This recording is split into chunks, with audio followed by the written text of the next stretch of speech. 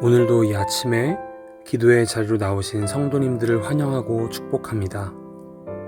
오늘 이 시간 하나님께서 우리에게 주신 말씀은 사무엘하 1장 1절부터 16절까지의 말씀입니다.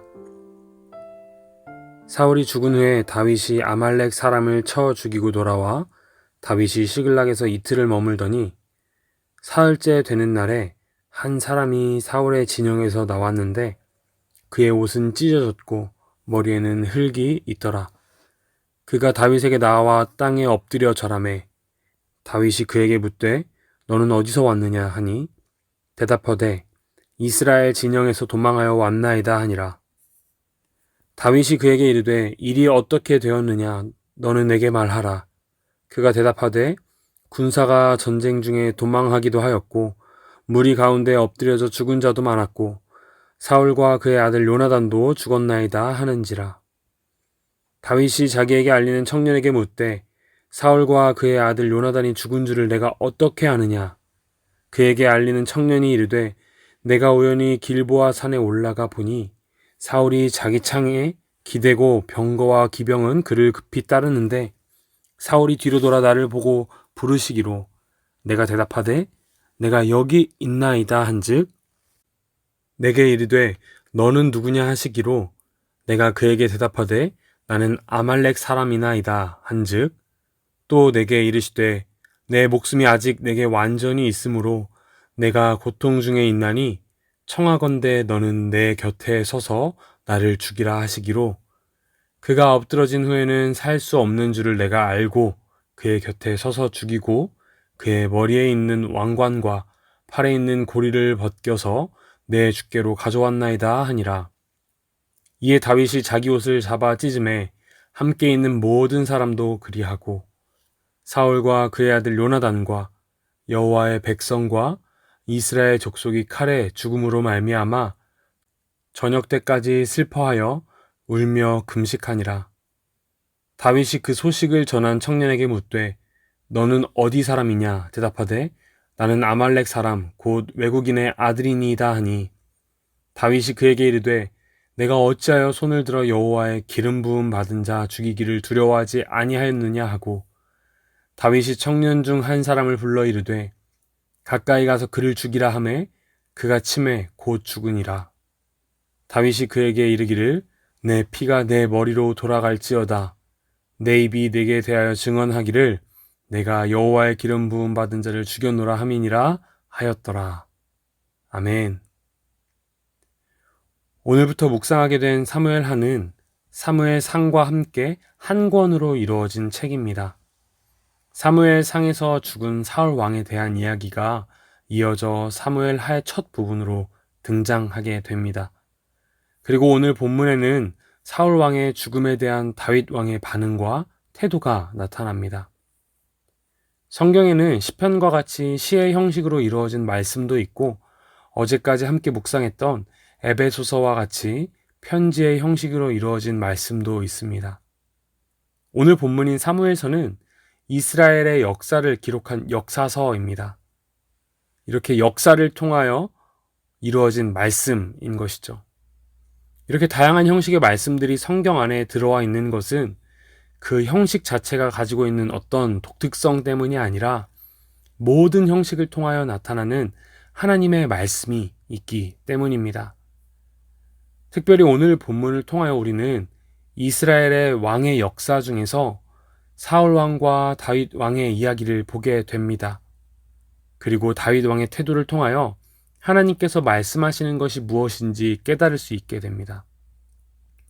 오늘 본문은 다윗 왕을 오랫동안 괴롭히고 목숨을 위협하던 사울 왕이 죽은 이후 아말렉의 한 군사가 다윗에게 인정받고 보상받기 위하여 사울의 왕관을 가지고 온 이야기를 배경으로 다루고 있습니다.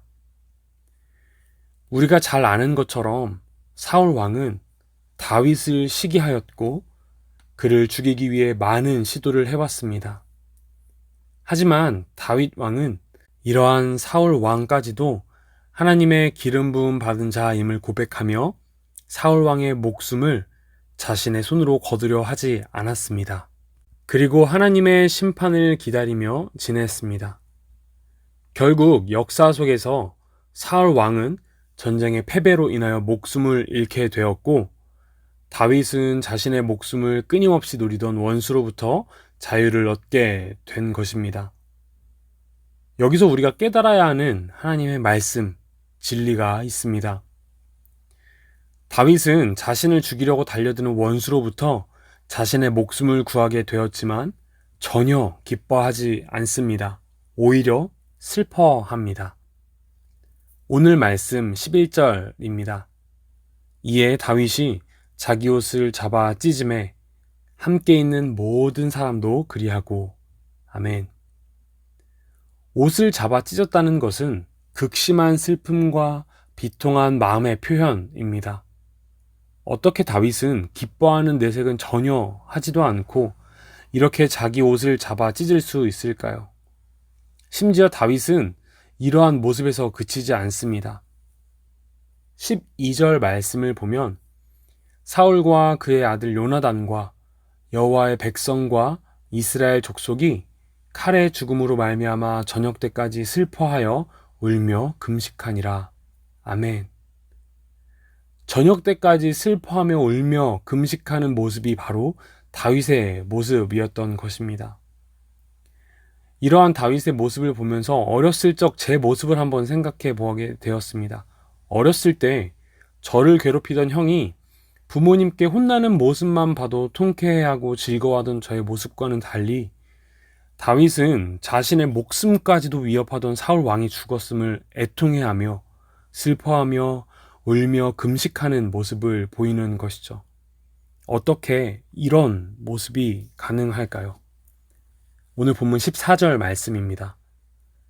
다윗이 그에게 이르되 내가 어찌하여 손을 들어 여호와의 기름 부음 받은 자 죽이기를 두려워하지 아니하였느냐 하고.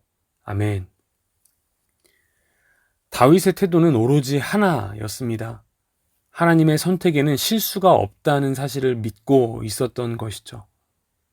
사울 왕은 비록 하나님께서 그를 세우신 것을 후회할 만큼 잘못된 왕이었지만 다윗은 이러한 사울 왕을 세우신 하나님의 계획을 온전히 신뢰했던 것입니다.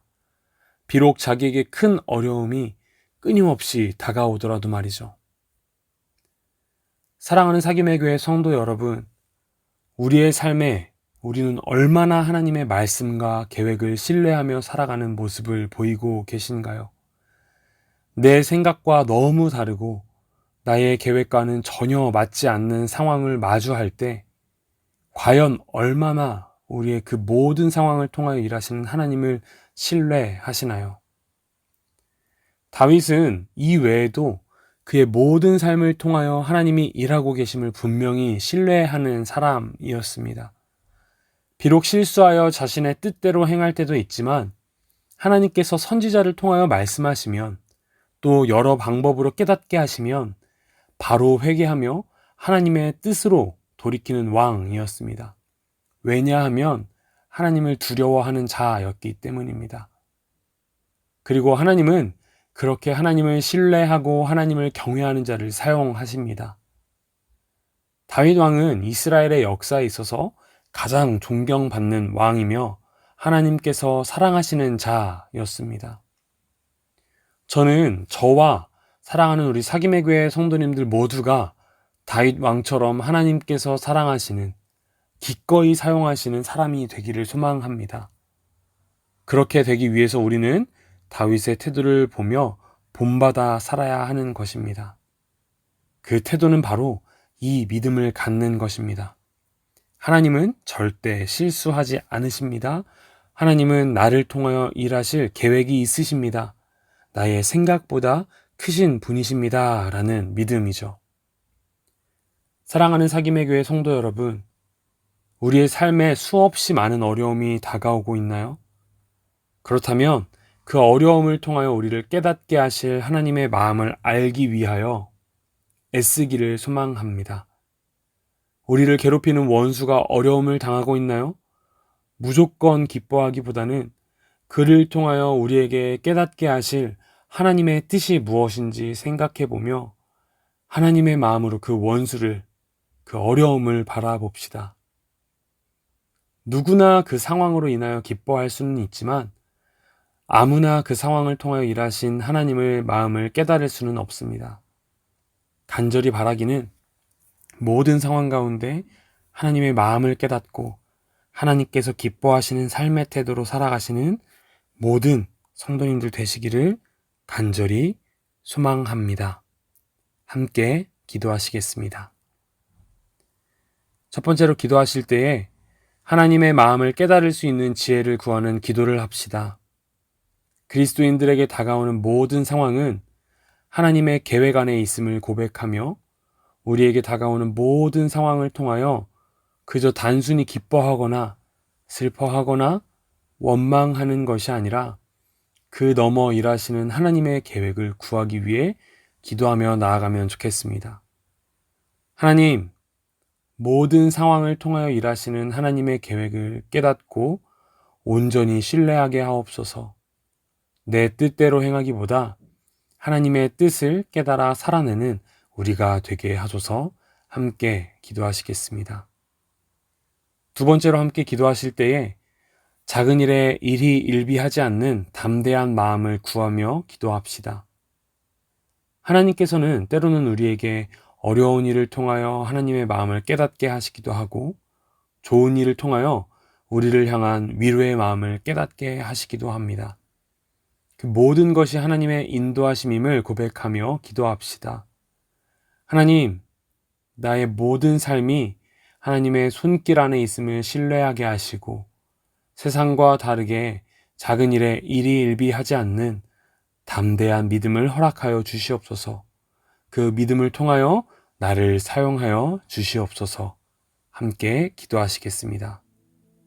그리고 마지막으로 개인의 기도 제목을 위해 함께 기도하시겠습니다. 우리 개인을 위하여, 가정을 위하여, 우리 또 교회를 위하여, 나라를 위하여 함께 기도하시면 좋겠습니다. 함께 기도하시겠습니다.